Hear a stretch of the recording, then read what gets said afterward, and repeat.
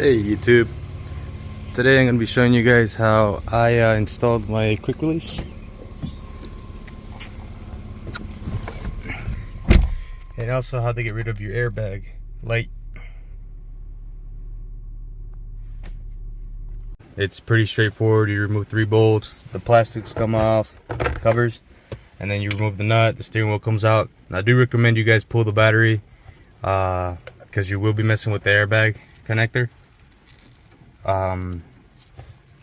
Once you do all that, you'll be right at this area where I'm at. Now this is the hub that I use is the NRG 121 MO60160 or 61, sorry. I went with NRG. There's certain hubs where you can keep the clock spring. I believe 09 makes them, I'm not quite sure, but I went with NRG everything because they had kind of what I wanted, the kind of setup that I wanted. I got the quick release, the 2.0 with a black, I believe this is just a leather stitching steering wheel. It's the flat one. I didn't get any deep dish steering wheel because as you know, the steering wheel is telescopic on this. It goes in and out, so I didn't need another 3-inch. But with this setup, I'm gonna go over what I did. So right now is a little bit of a mess, as you can see, but this connector right here is these are the 2 connectors that come out the clock spring when you remove the clock spring. This is taped up because I have a resistor put in there. You could get these off of Amazon. What you need is a 2.2 resistor. You don't need this whole set, but I mean it's like $9 on Amazon. You just need this 2.2 resistor. It comes with all of these. I'm pretty sure I'll be able to use them for whatever project I got going on, but this is what you need right there. I took one of these, threw it on there, taped her up so she wouldn't slip out, and my airbag light's gone. Just tuck that one away. That one's taken care of. As far as this one goes, if you know how to depin a connector, I would suggest you go ahead and do it, or you could just cut it and then solder new wire, shrink wrap it, and do all that 9 yards. But basically you would pop this little plastic cover that's right here. Let me see if I can get it. It's a plastic cover. You just pry up on it, it pops off. Let's see, just goes in there. You get a flathead and you just pop it off. Once you do that, you get a tinier flathead and you kind of go inside the plug in here and pry this little tab back, and she just slips right on out. So once you have that, you're able to mess around with all this. I had done this prior, my steering wheel. I had replaced it prior because my steering wheel was actually falling apart. I didn't get around to doing the airbag and the horn till just now because I've been lazy, and to be honest, I've been dealing with cancer. So that's why I haven't really made any new videos. But as far as that goes, you want to get like a piece of metal or something that's gonna make contact at the back of this this hub. I got 2 points of contact right now. I got this one and I got this one up here.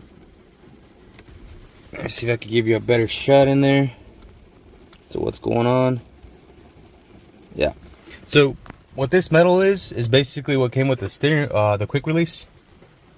Energy provides it. I know there's a different way to wire them in, whatever, but this is the most common way that I've seen done. So get a piece of metal. It doesn't have to be that. You can get any piece of metal that's very malleable, and bend it to however you want it. As long as it makes contact in the back, you're good to go. And to test that out, I'll be showing you guys. Oh, hold on. Might need 2 hands for this.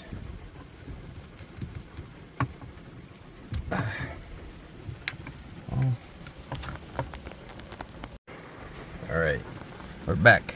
I just had to remove that because I want to test this out before I go ahead and put everything on and show you guys that it works. So I'm plugging this in. It's plugged into itself so I could complete the circuit. This is basically a ground. This this wire right here would be to the back of the hub, and this would be your ground that basically grounds out to the bolt. All right, so with your key, where's my key? Here it is. With my key in, and just to test it out, you get your wire right here, the green wire, and you just tap it. Make sure you get a good connection.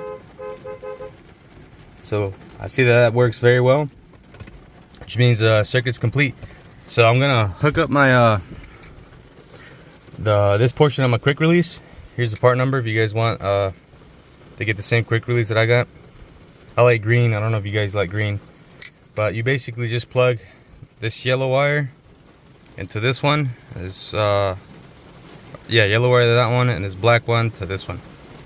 And you want to line up these dots right there, this dot to that dot, and both are all in. So I'm gonna do that right quick, and I'll get back with you guys. All right, so I got my quick release put on. This is the 2.0, I believe. I don't remember too well. I ordered this like last year. So that's put on. The connectors are connected in there. This piece right here, this is what I did. You guys could do whatever the hell you want. You could wire it to this, put a loop connector, and then put the wire in and crimp it. I have shears, so I cut a nice little slit right here. If I could get it to focus, there we go. Just as big enough for this connector to slide right on in. So I'm gonna slide the connector on. It's still not as tight as I want it to be, so I'm gonna be dropping some solder on there. Just can't do that on camera. I had to run some an extension in here because it's raining outside. So I'm gonna solder that up. That way it's a good connector right there. It doesn't slide off of me while I'm driving. I did cut back on the sleeve that holds the wires in all together. Cut it back, and so I had more slack on the wire. I put the plastic cover back on, and I just tuck these away because they're not needed. What else? Oh, the nut that's on the hub. I believe the specs were 25 to 30 foot-pounds. I could be wrong. I'm pretty sure that's how it was though. So if you guys are looking to get the torque specs on that nut, you can do that. Just ran my Milwaukee impact on it, and it just did the job. It's been that way for quite some time now. Let's see. I don't want to take up too much of you guys' time. Oh, the steering wheel, it does make the ding. If you guys like the ding, yeah, I wouldn't recommend doing that so much though, because you will wear out your you will wear down the little grooves. Mine's already starting to wear a little bit. Not from doing that so much. They just do. Man, I've done it a couple times. You can see the wear. But get that out of your system, because you will ruin it, and then you're gonna have to get another hub, another quick release. Alright, so there's my crappy solder job. So you know solder doesn't really like to stick to much things, but it's not going anywhere. I'm not gonna mess with it too much. I'm gonna pop the covers back on, and that'll be it.